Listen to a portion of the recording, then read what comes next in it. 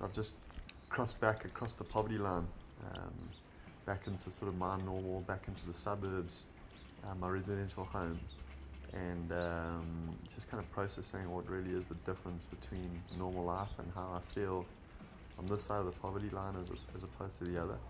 And the truth for me is that the normality is kind of blurred.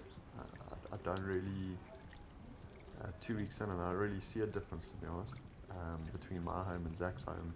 I think the thing that's really coming through for me is just this idea of human connection, human institutions that are universal, independent of poverty, you know? And we get so hung up on aesthetics. We look at the aesthetics of how things look. So I'm in a big, beautiful home and I've got a swimming pool outside. Zac's home is 2x2 and green, kind of smoky walls, but essentially they're still the same thing.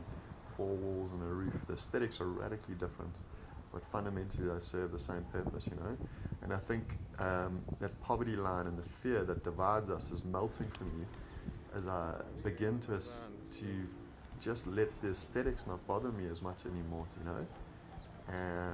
And as a result, I'm starting to feel as comfortable on this side as I do on the other. So just processing where would I rather live. It's so strange as humans, we always want to make like a choice, you know, it's always black or white for us, and is kind of absent, you know. And it's interesting, when I was a kid, we had this amazing lady called Florence who used to look after me from when I was very, very small, you know.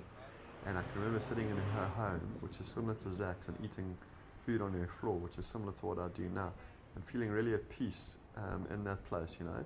And I think that deep sense of nostalgia has always carried through in my life, and for whatever reason makes me feel really at home outside of my normal, the normal I was born into almost, you know. So just processing where would I rather live.